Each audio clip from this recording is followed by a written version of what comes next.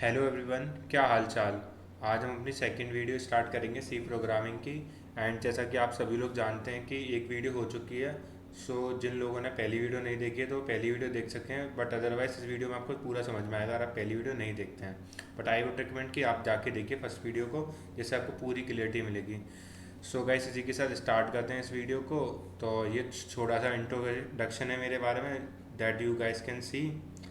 And start करते हैं आज के टॉपिक को। सो गाइज, आज का जो टॉपिक है वो algorithm and flow chart and basic of computer के बारे में पढ़ेंगे। आज हम इन तीन टॉपिक को बहुत अच्छे से समझेंगे with the help of analogy, human analogy बोल सकते हैं। ठीक है गाइज। सो गाइज स्टार्ट करते हैं व्हाट इज़ एल्गोरिदम के साथ में। So what is exactly algorithm हम पढ़ेंगे। भैया एल्गोरिदम क्या होती है। सो इससे पहले मैंने एक एग्जांपल दिया था इससे फर्स्ट वाली वीडियो में कि तुम्हारी गर्लफ्रेंड ने अगर तुमसे लाइक कॉफ़ी बनाने को बोली और तुमको कॉफ़ी नहीं आती, तो तो तुमने बोल दिया कि अपनी गर्लफ्रेंड को मुझे कॉफ़ी बनाना नहीं आती, बट तुम्हारी गर्लफ्रेंड तुमको क्या बोलेगी। उसने तुमको एक रेसिपी दी कि ये रेसिपी लो और तुम कॉफ़ी बना के ले आओ, सिंपल। ये रेसिपी लो और कॉफ़ी बना के ले आओ। तो बेसिकली जो रेसिपी तुम्हारी गर्लफ्रेंड ने तुमको दी थी ना कॉफ़ी बनाने के लिए, वही एक एल्गोरिदम है। बेसिकली रेसिपी में क्या था, तुमको एक स्टेप बाय स्टेप प्रोसीजर था, तुमको फॉलो करना था और उससे तुम्हारी कॉफ़ी बन जा रही थी। सो एल्गोरिदम कुछ भी नहीं है भैया, एल्गोरिदम कुछ भी नहीं है। बेसिकली किसी काम को करने का स्टेप बाय स्टेप प्रोसीजर को ही हम एल्गोरिदम बोलते हैं, सिंपल। क्या समझ में आया भैया। भैया एल्गोरिदम कुछ भी नहीं, किसी काम को करने के स्टेप बाय स्टेप प्रोसीजर को ही हम क्या बोल रहे हैं, एल्गोरिदम। और उसमें कुछ कुछ कंडीशन होती है बस एल्गोरिदम में। भैया क्या कंडीशन होती है वो भी पढ़ेंगे, बट है ना, अभी तुमको एल्गोरिदम समझ में आ गया। भैया एल्गोरिदम कुछ नहीं है, किसी काम को करने के स्टेप बाय स्टेप प्रोसीजर को हम लिख देते हैं, उसी को हम क्या बोलते हैं, एल्गोरिदम बोलते हैं। दैट्स इट भैया। सो an algorithm is an finite step by step procedure designed to solve a specific problem। तो तुमको समझ में आया ना, एल्गोरिदम क्या स्टेप बाय स्टेप प्रोसीजर है जो कि डिजाइन किया था to solve a specific problem. Think of it as a detailed instruction manual for the computer to perform a specific task. मतलब इसको तुम समझ सकते हो, एक डिटेल इंस्ट्रक्शन मैनुअल समझ सकते हो to perform a specific task for a computer. ठीक है, सिंपल तरीके में। और understanding an algorithm is very crucial. Obviously किसी एल्गोरिदम को अंडरस्टैंड करना बहुत ही क्रूशियल है, क्योंकि कंप्यूटर्स को परफॉर्म करेगा। ठीक है।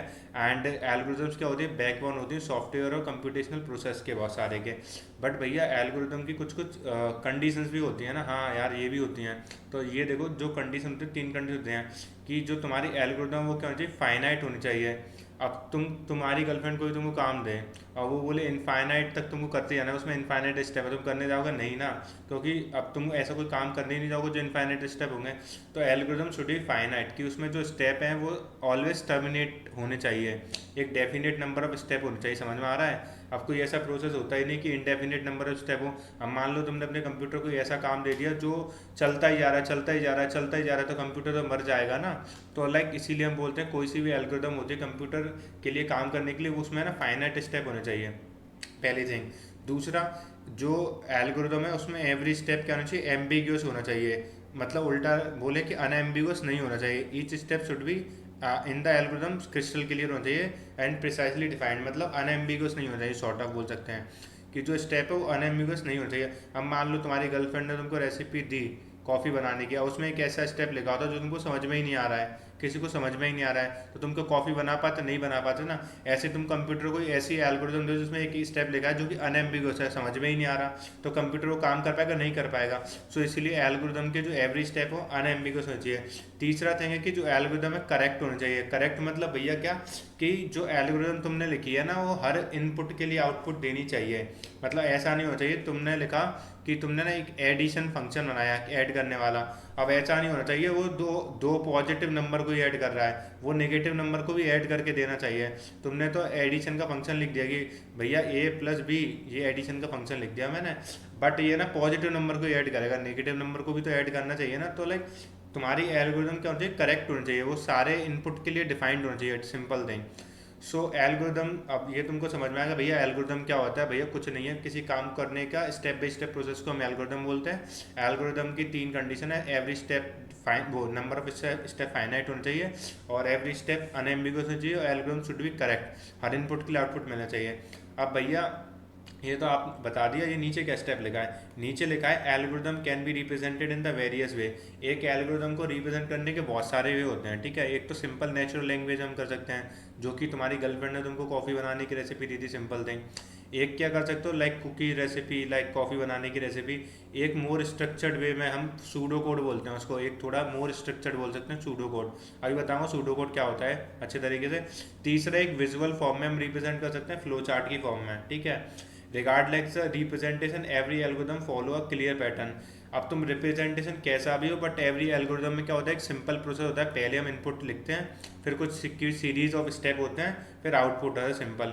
किसी भी एल्गोरिदम भैया क्या होता है, एल्गोरिदम में सबसे पहले इनपुट होगा भैया, फिर कुछ सीरीज ऑफ स्टेप होंगे, प्रोसेसिंग स्टेप्स होंगे, उसके बाद क्या होगा भैया, आउटपुट होगा। हर एल्गोरिदम में यही होगा। अब एल्गोरिदम में मैं एल्गोरिदम को फ्लो चार्ट की फॉर्म में रिप्रेजेंट करूँ, सूडो कोड की फॉर्म में रिप्रेजेंट करूँ, कैसे भी करूँ, बट उसमें ये तीन ही स्टेप होंगे। सो भैया ये पेज अच्छे से क्लियर हो चुका है, एकदम क्रिस्टल क्लियर हो चुका है, ठीक है। सो सिंपली ये तुमको अच्छे से क्लियर हो चुका है कि व्हाट इज एल्गोरिदम, क्या क्या मतलब कंडीशन है एल्गोरिदम के लिए, और एल्गोरिदम को रिप्रेजेंट करने के तरीके क्या क्या हो सकते हैं। चलो गाइस नेक्स्ट स्टेप पे आते हैं। एक एग्जाम्पल बता दो भैया एल्गोरिदम का प्रैक्टिकल वाला। चलो गाइस ये भी देख लेते हैं एक प्रैक्टिकल वाला एग्जाम्पल। प्रैक्टिकल वाला example, adding of two number की तुमको क्या लिखनी है, एल्गोरिदम लिखनी है। सो एल्गोरिदम लिखना मैंने क्या बताया था, एल्गोरिदम क्या होता है, किसी भी प्रोसेस को करने का स्टेप बाय स्टेप प्रोसीड होता है। अब तुम सिंपल सोचो लेमैन लैंग्वेज में कि भैया दो नंबर को ऐड करना होता है, हमारे माइंड में क्या चल रहा होता है भैया, जो माइंड में चल रहा होता है ना उसी को स्टेप बाय स्टेप प्रोसीड। भैया मैं क्या करता, सबसे पहले दो नंबर इनपुट में ले लेता, एक को ए मान लेता, एक को बी मान लेता, फिर मैं दोनों को ऐड करके एक तीसरे नंबर में स्टोर कर देता, फिर मैं इसको सी को डिस्प्ले कर देता। बस यही हो जाती तुम्हारी एल्गोरिदम। बस यही करना है सिंपल। देखो ये लिखिए स्टेप बाय स्टेप प्रोसीजर मतलब एल्गोरिदम, ठीक है। पहले बोल रहा है स्टार्ट करेंगे प्रोसेस को। दूसरा थिंग बोल रहा है read A and B, obtain two numerical input, let's call them A and B. दो न्यूमेरिकल इनपुट ले लेंगे ए एंड बी, फिर क्या करेंगे, perform the addition operation. Addition operation perform करेंगे और जो आउटपुट आया उसको वेरिएबल सी में स्टोर कर लेंगे, सिंपल थिंग है गाइस, ठीक है। फिर उसके बाद में डिस्प्ले कर देंगे सी को, फिर एंड द प्रोसेस। तो ये मैंने यही तो लिखा था कि ह्यूमन माइंड में भी तो यही चल रहा होता, दो नंबर को ऐड करना होता कि भैया यही सिंपल प्रोसीजर होता है कि पहले स्टार्ट करते, फिर दो वेरिएबल को इनपुट में लेते, फिर उनको ऐड करके सी में सेव कर लेते, फिर सी को डिस्प्ले कर देते, प्रोसेस को एंड कर लेते, सिंपल थिंग। एक एग्जांपल देखोगे तो ए तुम्हारा 7 हो गया, बी तुम्हारा 5 हो गया, एल्गोरिदम कैलकुलेट कर लेगी, सी में 12 पुट कर देगी, देन सिंपल उसको प्रिंट कर देगी, फाइनली यही होगा सिंपल गाइस। सो ये तुम्हारा आई थिंक एल्गोरिदम क्लियर होगी कि हम एल्गोरिदम कैसे बनाते हैं। जो माइंड में एकदम सिंपल सिंपल स्टेप होते हैं वही एल्गोरिदम होती है, बट उसको इंग्लिश में लिखना है, that's it, that is an algorithm guys, ठीक है। सो गाइस इसी के साथ तुम्हारा जो एल्गोरिदम वाला टॉपिक है वो फिनिश हो जाता है। हम नए टॉपिक पे आते हैं जो कि है हमारा फ्लो चार्ट। फ्लो चार्ट मैंने बताया था, फ्लो चार्ट कुछ नहीं होता, किसी टास्क को परफॉर्म करने के स्टेप बाय स्टेप प्रोसीजर को क्या बोलते हैं, एल्गोरिदम बोलते हैं। भैया आपने क्या बोला था, किसी टास्क के करने का स्टेप बाय स्टेप प्रोसीजर को बोलते हैं, एल्गोरिदम बोलते हैं, ठीक है। और उसी को अगर हम विजुअली रिप्रेजेंट करते हैं, उसी को, उसी लॉजिक को जो स्टेप बाय स्टेप प्रोसीजर है उसको हम विजुअली रिप्रेजेंट करते हैं, उसी को हम क्या बोलते हैं, फ्लो चार्ट बोलते हैं। तो भैया फ्लो चार्ट क्या होगा, कुछ नहीं भैया, है तो एल्गोरिदम ही, बट हमने क्या किया, उसको एक विजुअली लॉजिक की फॉर्म में रिप्रेजेंट कर दिया, और कुछ नहीं है। वाइल नेचुरल लैंग्वेज और सूडो कोड आर मतलब सिंपल सी बात है। तुम वो तुम्हारा एक क्वेश्चन आएगा भैया, हम नेचुरल लैंग्वेज में ऐसे लिख रहे थे, ये भी तो ठीक ही था भैया, इसमें क्या दिक्कत आ रही थी कि हम उस पर आ गए, ये भी तो ठीक ही था ना। और सूडो कोड भी लिखते हैं वो भी ठीक है। फिर फ्लो चार्ट, बट है ना, flow chart offer a powerful visual representation, वो बहुत अच्छा विजुअल रिप्रेजेंटेशन। और कभी कभी क्या रहता है ना, कभी कभी नहीं, हम जो भी सॉफ्टवेयर बनाते हैं ना उसकी हम प्लानिंग करते हैं, पहले डिजाइन वगैरह बनाते हैं, तो उसमें फ्लो चार्ट हमें बहुत हेल्प करता है। और जब कोई एरर आती है उसकी डीबगिंग में बहुत हेल्प करता है, और लाइक टीचिंग और डॉक्यूमेंटेशन प्रिपेयर करने में। फॉर एग्जांपल मैंने कोई सॉफ्टवेयर बिल्ड करा अपनी कंपनी में, अब मैं तो कंपनी छोड़ के चला गया, अब दूसरा कोई बंदा आया, ठीक है, उसको मेरे प्रोडक्ट के जो भी मैंने बिल्ड किया था उसके बारे में जानना है। तो अगर कोई ऐसा विजुअल रिप्रेजेंटेशन होगा, डायग्राम, तो उसको 10,000 लाइन का कोड ना देखते हुए बस वो डॉक्यूमेंटेशन देखेगा, समझ जाएगा इस बंदे ने क्या काम करा था, और ईजिली समझ जाएगा फ्लो चार्ट को देख के। इसलिए फ्लो चार्ट इंपॉर्टेंट है। तो भैया हमको फ्लो चार्ट भी समझ में आता है। फ्लो चार्ट कुछ नहीं है, होती तो एल्गोरिथम ही, बट उसको विजुअली फॉर्म में रिप्रेजेंट कर देते हैं। भैया एक दो एग्जांपल दे दो, ज़्यादा अच्छे समझ में आए। चलो कोई नहीं, एग्जांपल भी दे देते हैं। तो एग्जांपल देने से पहले ना कुछ कुछ है ना हमें, अब ऑब्वियसली अब फ्लो चार्ट बहुत, अब मैंने बताया हर कोई सा जितने भी सॉफ्टवेयर बनता है सबका फ्लो चार्ट बनता है। तो सबका फ्लो चार्ट बनता है तो भैया कुछ ना स्टैंडर्ड फॉलो होते होंगे यहाँ पर। यस कुछ स्टैंडर्ड फॉलो होते हैं, तो उनको हम पहले पढ़ेंगे स्टैंडर्ड क्या फॉलो होते हैं।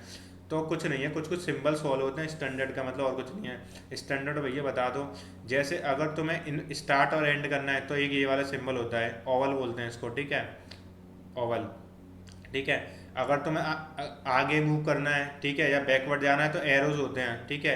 अलाइन कनेक्टर मतलब कनेक्ट करता है, रिलेशनशिप होता है कि ऊपर वाले बॉक्स से नीचे वाले बॉक्स में आ रहे हैं, ठीक है। और इनपुट आउटपुट के लिए ये रेक्टेंगल पैरेललोग्राम हो सकते हैं, रेक्टेंगल तो नहीं बोलेंगे एग्जैक्टली, पैरेललोग्राम होता है इनपुट आउटपुट के लिए। प्रोसेस को मतलब रिप्रेजेंट करने के लिए क्या होता है, रेक्टेंगल होता है सिंपल। और डिसीजन को रिप्रेजेंट करने के डायमंड शेप। बेसिकली अभी तुमको समझ में नहीं आ रहा भैया क्या क्या बता दिए, स्टार्ट का मतलब ये ओवल, एरो का मतलब आगे जा रहे हैं, और ये मतलब पैरेललोग्राम का मतलब इनपुट आउटपुट, रेक्टेंगल का मतलब process. Basically I am saying जैसे यहाँ पर कोई सा भी मैं, जैसे ये थी एल्गोरिथम थी ना ये वाली, स्टार्ट की जगह पर हम ऐसा ओवल बना देंगे, रीड की जगह पर हम ऐसा पैरेललोग्राम बना देंगे, और तुम्हारा डिस्प्ले की जगह पर भी हम पैरेललोग्राम बनाने, क्योंकि आउटपुट है। अगर हमें कोई प्रोसेस करना तो उसके लिए रेक्टेंगल बनाते हैं, ऐसा कुछ। अभी एक दो एग्जांपल देंगे, अभी तो जिसमें बताया कोई नहीं गाइस, आगे समझ में आ जाएगा, ठीक है, चिल करो। ओके, सो चलो एक एग्जांपल देखते हैं फ्लो चार्ट का। अभी तो हमने सिंबल समझ लिया कि भैया अगर अभी तुमको नहीं समझ में आएगा, अभी स्टार्ट और एंड होगा तो ऐसा सिंबल यूज़ करना है, एरो होगा तो ऐसा। एक एग्जांपल लेता हूँ, काफ़ी चीज़ समझ में आएगा। तो एग्जांपल है, फ्लो चार्ट बिल्ड करना है तुमको, एडिंग ऑफ टू नंबर, दो नंबर को ऐड करने का फ्लो चार्ट बिल्ड करना है। तो अब बेसिकली सबसे पहले तुम क्या करते हैं, सबसे पहले प्रोसेस बिगेन होता है। बिगेन के लिए मैंने क्या बताया था, स्टार्ट, स्टार्ट के लिए मैंने बोला था ये वाला सिंबल यूज़ करना है, ये वाला सिंबल स्टार्ट के लिए, ठीक है। तो भैया मैंने स्टार्ट के लिए ये वाला सिंबल लगा लिया, स्टार्ट लिख दिया इसमें। फिर मेरे को क्या करना है भैया, इनपुट लेना है। इनपुट के लिए मैंने क्या बोला था, इनपुट आउटपुट के लिए भैया ये वाला सिंबल है पैरेललोग्राम वाला। तो इनपुट ए बी और पैरेललोग्राम वाला सिंबल लगा लिया, ठीक है भैया। उसके बाद मुझे क्या करना है, ऐड करना है भैया। ऐड करने के लिए क्या है, ऐड करना है मतलब प्रोसेसिंग करनी है, कुछ प्रोसेसिंग तो करना है, ऐड करना है प्रोसेसिंग। तो उसके लिए मेरे को रेक्टेंगल यूज़ करना है भैया, आपने बताया था पीछे, तो उसके लिए मैंने रेक्टेंगल यूज़ कर लिया गाइस, ठीक है।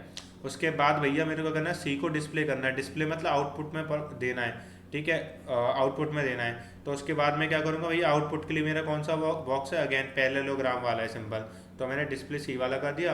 फिर मेरे को स्टॉप करना है, स्टॉप के लिए कौन सा, अगेन आउल यूज़ करेंगे, तो ठीक है, हो गया simple. So guys I think it's clear कि फ्लो चार्ट हम कैसे बनाते हैं। बस भैया जो आपने एल्गोरिथम लिखी थी ना, उसको बस डायग्रामेटिक फॉर्म में रिप्रेजेंट कर दिया, और कुछ नहीं है। और कुछ कुछ सिंबल यूज़ कर लेंगे जो कि पहले से ही डिफाइंड है, एक बार हम बस याद कर लेंगे और हमको ईजिली हम फ्लो चार्ट बना पाएंगे, ठीक है। So I think you guys have clarity कि फ्लो चार्ट कैसे बनाते हैं, व्हाट इज एल्गोरिथम, एल्गोरिथम दी तो फ्लो चार्ट कैसे बनाएंगे, ठीक है गाइस। सो एक और एग्जांपल है फ्लो चार्ट का, एक और एग्जांपल देखते हैं, क्योंकि फ्लो चार्ट AKTU के एग्जाम के लिए या यूनिवर्सिटी एग्जाम के लिए बहुत इंपॉर्टेंट है, ठीक है। अगर आप AKTU से हैं, किसी भी यूनिवर्सिटी में सी प्रोग्रामिंग कोर्स है, तो उसके लिए प्लेलिस्ट बहुत इंपॉर्टेंट है गाइस, तो इसको फॉलो करिए गाइस, और डेफिनेटली सारे क्वेश्चन इसी से आएंगे, ठीक है, आई गारंटी यू, ठीक है। सो अब जो नेक्स्ट फ्लो चार्ट हमें बिल्ड करना है और एल्गोरिथम लिखनी है, ग्रेटेस्ट नंबर अमॉन्ग टू, दो नंबर गिवन होंगे, उनमें से ग्रेटेस्ट नंबर की एल्गोरिथम लिखनी है फाइंड करने की, फिर एक फ्लो चार्ट ही बनाना है। तो अगर मान लो अभी तुमको एल्गोरिथम तुम भूल जाओ कि ये दिया भी है, तुम भूल जाओ ये दिया भी है, तुम ना एकदम नॉर्मल लैंग्वेज में सोचो कि मतलब अगर मेरे को बस दो नंबर होते तो मैं कैसे एल्गोरिथम बिल्ड करता।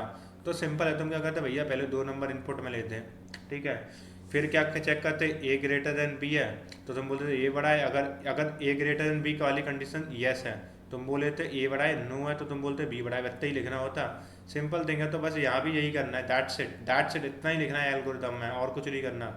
देखो दिखाता हूँ मैं तुमको, पहले इसने स्टार्ट करा, फिर रीड करा ए एंड बी को, फिर उसके बाद उसने कंडीशन चेक करी, if A greater than B तो डिस्प्ले कर देना ए को, ठीक है, बिकॉज ए इज़ लार्जर। अगर नो है तो डिस्प्ले कर, अगर ठीक है ए इज़ लार्जर नंबर, ठीक है। एल्स मतलब अगर ये वाली कंडीशन ट्रू नहीं है, इफ़ मतलब ये वाली कंडीशन ट्रू है तो डिस्प्ले ए कर दो, एल्स मतलब ये वाली कंडीशन ट्रू नहीं है तो मतलब डिस्प्ले बी कर दो, because B is a larger number, और स्टॉप कर दो, बस इतना ही करना होगा इस। सो गाइस बिल्कुल सिंपल है। अब सबसे पहले ये वाला स्टेप स्टार्ट वाला स्टेप था, ठीक है, यहाँ पर तुमको दिख रहा है स्टार्ट वाला, मतलब स्टार्ट वाला बटन बना दिया। फिर इनपुट लेना था भैया, इनपुट के लिए पैरेललोग्राम वाला बॉक्स होता है, input enter two number A and B. फिर हमको क्या करना था, एक कंडीशन चेक करनी थी, डिसीजन चेक करना, डिसीजन लेना था।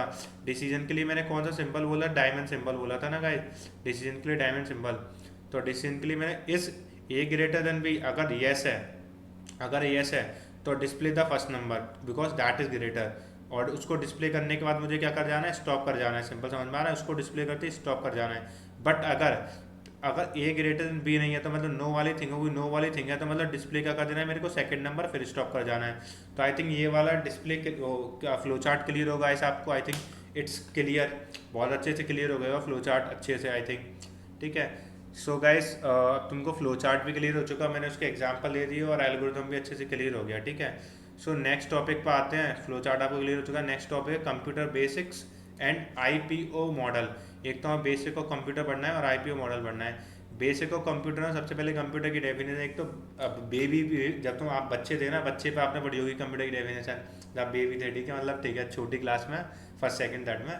सो लाइक वहाँ पर क्या होता था, बोलते थे हम क्या तो बोलते थे भैया कुछ नहीं बोलते थे, बोलते computer is a device and जो कि है ना only understand zero one, and zero का मतलब होता है ऑन और वन का मतलब जीरो का मतलब होता है ऑफ और वन का मतलब होता है ऑन, यही पढ़ा था।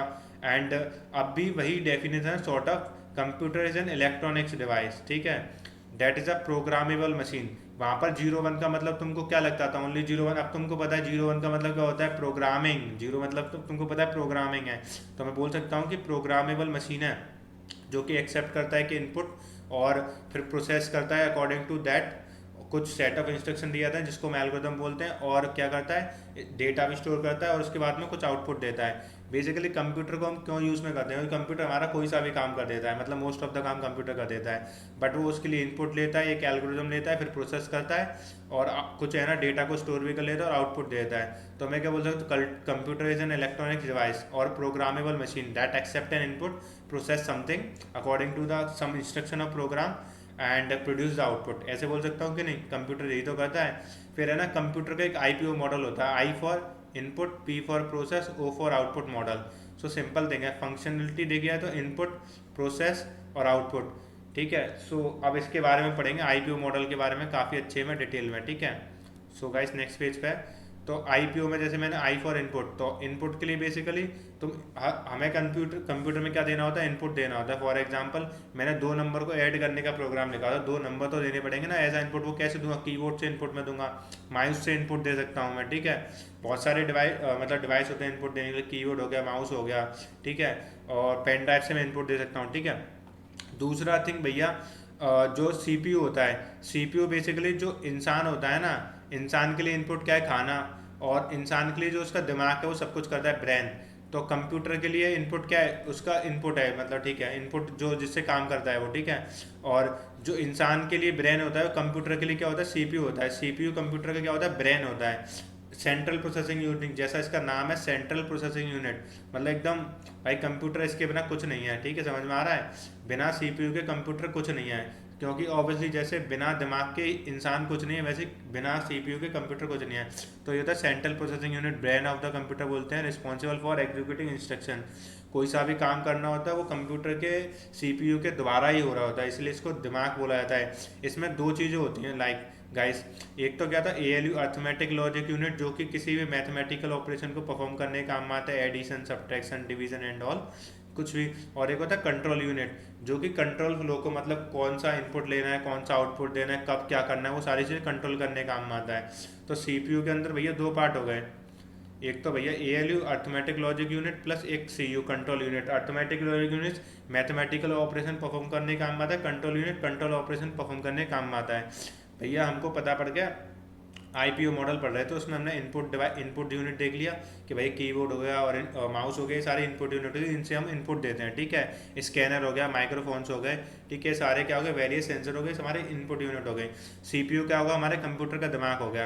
अब भैया कुछ आउटपुट यूनिट होती हैं, आउटपुट यूनिट जो कि कुछ आउटपुट डिस्प्ले करने का, मतलब जैसे मॉनिटर हो गया, लैपटॉप की जो स्क्रीन होती है वो शो करने काम आती है ना, कंप्यूटर का जो मॉनिटर होता है वो हो गया, और तुम्हारा लाइक प्रिंटर हो गया, ठीक है, स्पीकर हो गया, ये सारे क्या हो गए, आउटपुट डिवाइस हो गए, स्पीकर से वॉइस आती है कंप्यूटर वाली, ठीक है। तो लाइक ये सारी चीज़ हो गई। और नीचे लिख दिया CPU it self complex component है। सीपीयू अपने आप में बहुत कॉम्प्लेक्स है, ऑब्वियसली जैसे ह्यूमन ब्रेन ना काफ़ी कॉम्प्लेक्स है, सीपीयू भी like a brain of the computer, तो वही कॉम्प्लेक्स होगा। उसमें क्या रहता है भैया, एएलयू रहता है, सीयू रहता है कंट्रोल यूनिट, और कुछ कुछ रजिस्टर्स भी रहते हैं, रजिस्टर काइंड ऑफ मेमोरी है, ठीक है। ऑब्वियसली दिमाग के पास भी मेमोरी होती है ना, ऐसे सीपीयू के पास भी कुछ कुछ मेमोरी होती है, इतनी बड़ी नहीं छोटी सी होती है, ठीक है। Okay guys, I think IPO तुमको समझ में आ चुका है। एक विजुअल रिप्रेजेंटेशन देखते हैं आईपीओ मॉडल का, उससे और ज़्यादा क्लियर होगा भैया। हमारे आईपीओ मॉडल में क्या रहता है, इनपुट होता है, एक तो इनपुट यूनिट होती है, एक प्रोसेसिंग यूनिट होती है जिसको सीपीयू बोलते हैं, ठीक है। और एक क्या होती है, आउटपुट होता है, आउटपुट यूनिट। इनपुट यूनिट के अंदर तीन चीज़ होती हैं, एक तो ALU CPU plus storage. ALU arithmetic logic unit जिसमें प्लस माइनस डिवीजन वगैरह हो रहा होता है। CPU कंट्रोल यूनिट जो कि बता रहा था कब कहाँ से इनपुट लेना है, कब कहाँ पर आउटपुट देना है। स्टोरेज कोई हमने वैल्यू कैलकुलेट करी इसको स्टोर करने काम में आता है।